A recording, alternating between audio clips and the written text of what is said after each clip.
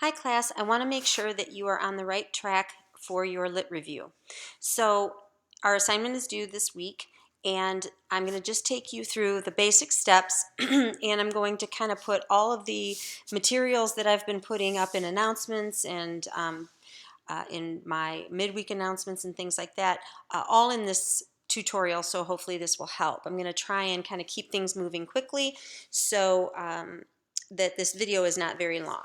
Okay, so the first thing you need to do is you definitely need to have a topic. Now we've been talking about this since week 1, but if you are in crunch mode and you are doing this now, go back through and see what kind of topics everybody was talking about in our discussions and things like that.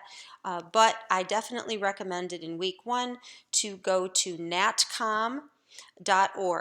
I gave you the link in one of my announcements. You'd go to natcom.org and then you can go to academic and professional resources and then go to, let's see, oh, actually, it's already here. Never mind. It's down here. It's in, I'm trying to go too fast here. So if you go into the divisions, you can see all the different divisions in communication. This will give you some idea of what you're interested in. Perhaps you're interested in persuasion or argumentation. Are you interested in the elderly, perhaps Alzheimer's? What about law or sports? Communication ethics. What about women's studies, women's issues? What about mass communication, like public media, things like that? So there are all these different ideas for you to come up with some ideas for your topic. The next thing you need to do is you need to develop a research question. Now, what you can do is you can look at studies that around your topic. So let's use communication in sports for this example. So let's say you're interested in sports and right here, and so you decide you want to look at that, and you need to decide what kind of question you want to ask. Well, you have to ask a question that that you're going to answer in your study that has not been done before. So what you need to do is on your next step, pick a topic, then go find your resources. You're going to go to our library, go to find journal articles, and then search for communication and sports. Okay, you definitely want peer reviewed. We'll be talking about that. And then search. Now you're going to come up with a lot of information. Oh, I have to be logged in. Okay, so let's see if it'll just log me in real quick. If not, I'll just have to make this another video. So you're going to find articles. Now once you find a journal article, oh, it did, just automatically sent me in. Okay, so it will give you these articles. So let's just grab one, use of text messaging for injury reporting. Okay, so you can click on this particular study. I like to just get the full text and it will pull up the entire study. Now I suggest that you actually save these so that you can access them later. And I don't know why it's not coming up, but it might be because I'm recording and it's taking a lot of bandwidth.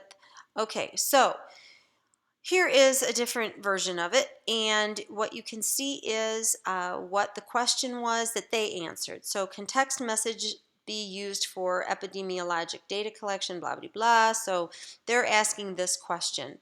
So when you find a study, you can see what question they asked. So what you want to do is you want to be careful not to ask the same question that another study has done.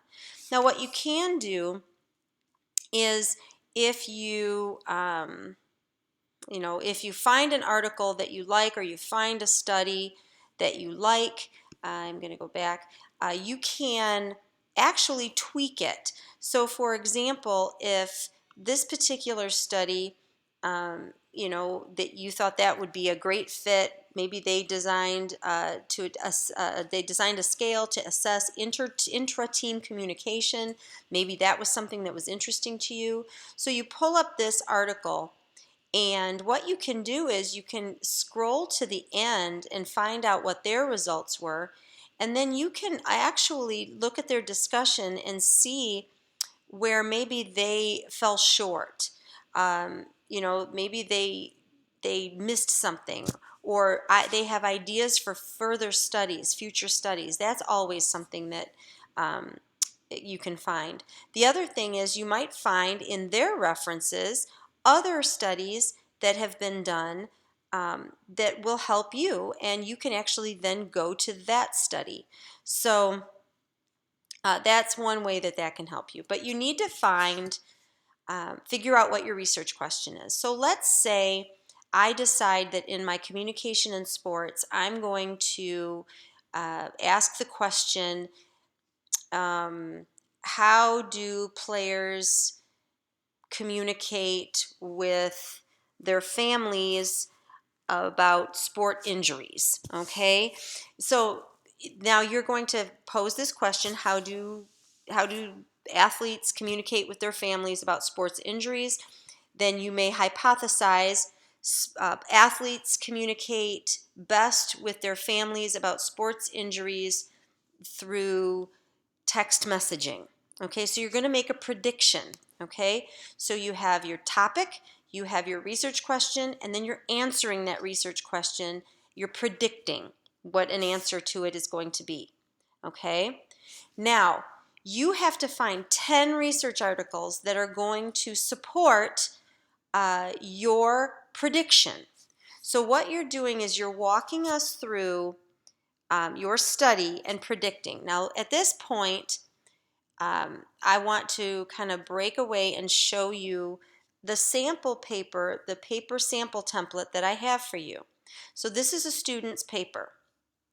Okay, so this student, an abstract is an overview. Uh, let's take a look at what their research question and hypothesis was.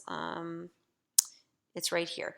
So his research question was, do prayer and meditation achieve the same psychological effect? This student's hypothesis was prayer and meditation do not achieve the same psychological effect. Okay?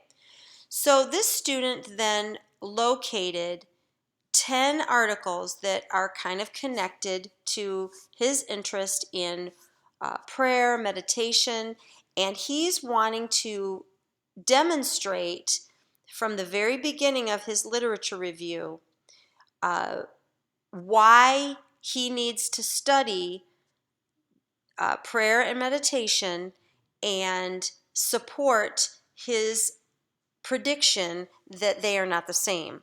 So what he's going to do is he's going to take his 10 articles, okay, and reorganize them. You'll see that they're organized in alphabetical order here, but he's going to reorganize them categorically. Now, what you're going to do is the best thing that I've seen for being able to categorize or synthesize your multiple sources, okay, is planning a synthesis paper. So what you're going to do is here's a research question and an answer that you can use as an example. But what you're going to do is come up with themes. So let's say for our sports example, we're going to have sport communication, um, athlete communication, and text messaging in sports. Okay, so now you're going to put down all of your studies in this, and this is just a worksheet. You do not need to turn this in. This is just to help you categorize your papers. And then for every author, plug them, all the 10 that you find, you're going to plug in every author under each particular category, okay? Once you have these categories, you're going to turn them into headers, okay? So you'll see you're going to have a little kind of a preview paragraph. Then you're going to talk about, maybe in our example we had sport communication. So you're going to go from broad to narrow. And so, for example, this student just does a kind of a comparison and a contrast. And this literature review is literally a review of the literature or the studies that you have found, those 10 studies. So you are going to synthesize this material and take it down from the most broadest categories into the most narrow categories, okay? And so as you'll see, the summary is the literature demonstrated that prayer and meditation do have psychological benefits to their practitioners. As been shown, little difference was found between the results. So in order to test the findings that he found in all these, a survey of prayer and meditation practitioners and non-practitioners will be conducted. So he's kind of introducing what is going to be the method. Okay, so therefore, due to the fact that prayer and meditation are important factors to consider when assessing mental health, they are present in present modern day films and have been experienced personally, blah, blah, blah. The following questions will be posed. And so that's where you are, what you're going to be doing. You're going to be doing the same thing, and you are now synthesizing, you're categorizing these references into topical subjects, okay, going from the most broad down to the most narrow to support your hypothesis and why it's important that you need to study that question, okay? So that's what your paper is going to look. All right, so here you'll see that a literature review section of a paper helps to give context for the relevance for your study. It's important to make sure your lit review is not just a technical reporting. So what you do not need to do is, this study studied this. This study studied this. No, it needs to be a creative organization, and what they mean is synthesizing it topically, like I just showed you, okay? And it needs to be 1,000 to 1,500 words, synthesize the key themes, and those themes are what I showed you here. Each of these are a theme, okay? And you're going to use those, you can use those as topic headers. Make sure you include your research question and hypothesis. I gave you that sample paper, and that's how it should culminate at the bottom of your lit review, okay? All of your references need to come from peer-reviewed journals, academic journals. We did that because we checked this box and we searched for our topic and we came up with these results, okay? Let me go back to our assignment. All right. Of course, you want to use APA style, but when you use my template, you are automatically good. An abstract is not required, but what I suggest is it will be eventually. So if you want to go ahead and keep that template verbiage in there, or just delete it and keep the abstract page in there, that's what I suggest. All right. This was a fast overview. I hope this helps, and I'm going to upload this to our course, and hope it helps. All right, take care.